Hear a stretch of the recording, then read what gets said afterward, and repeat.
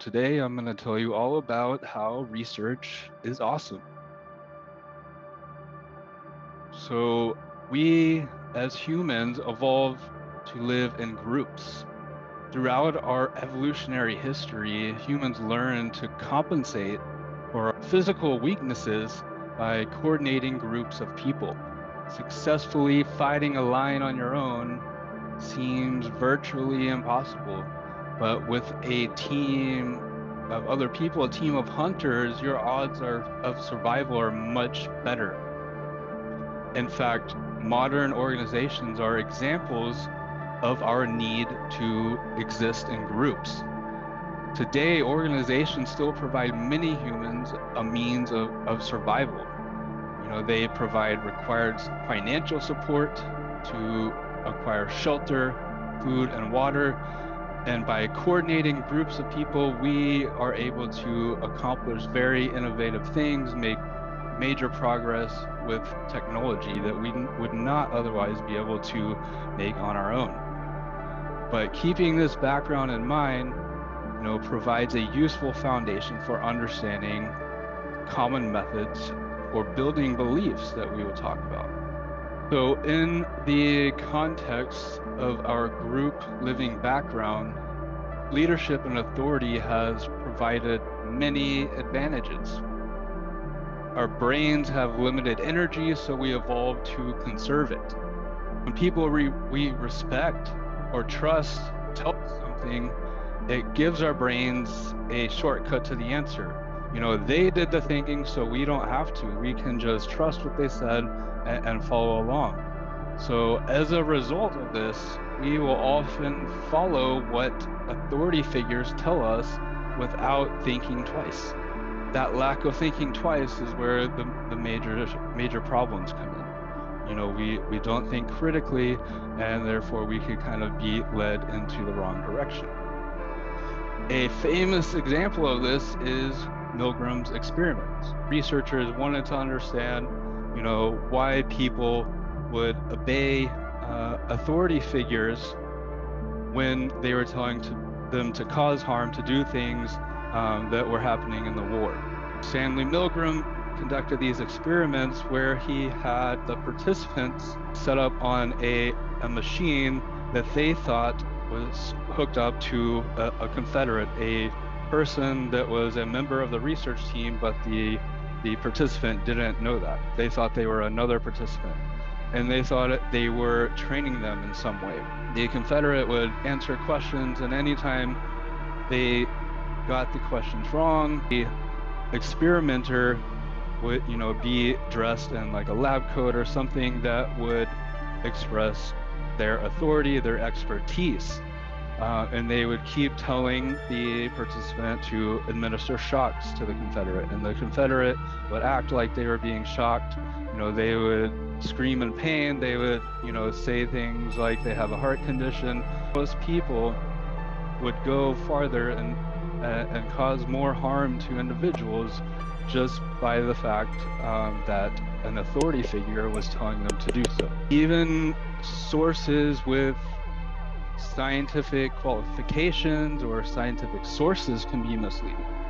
So although figures like Adam Grant, Andrew Huberman, and Tony Robbins reference scientific sources, and some are even scientists themselves, Adam Grant is an organizational psychologist. He's a professor at the Wharton Business School.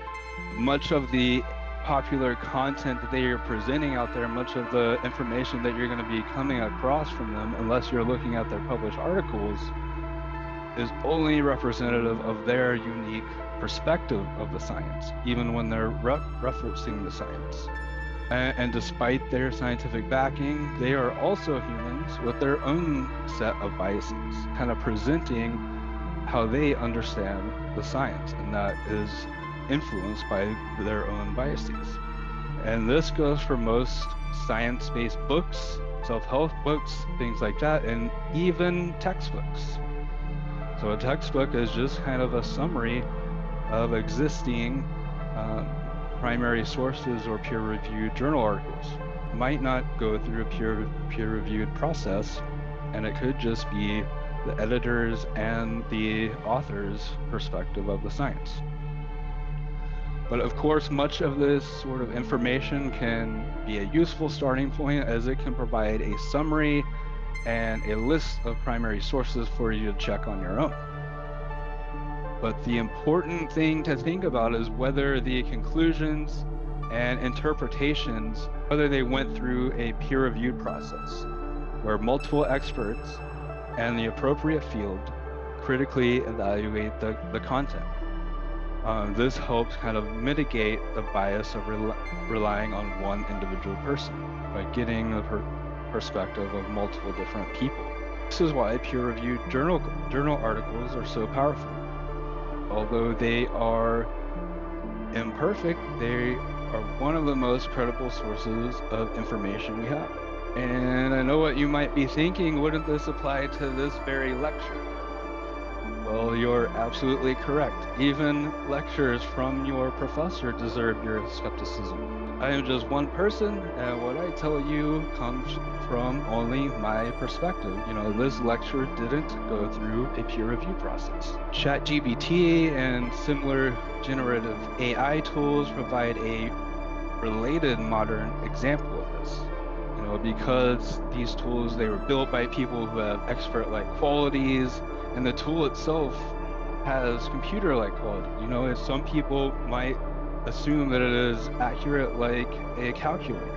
But because of this, we may be more likely to respond to it like it is an expert. It's not reliable when it comes to factual information. It is simply designed to predict the next word in a sentence. It's designed to have a conversation. They are known to hallucinate or provide seemingly plausible but false information. As a real-world example, a New York lawyer named Stephen Schwartz used ChatGPT to write a court brief. When the opposing counsel, couldn't find the cases cited in the brief, they asked Stephen to provide them. Instead of providing them, he responded with summaries of the cases, which ChatGPT also provided. And eventually the judge looked into it and determined that many of the cases cited in the brief were completely made up. They didn't exist at all. So finally, Stephen admitted to using ChatGPT, and unfortunately, or maybe fortunately, was publicly sanctioned for using ChatGPT and not checking the content.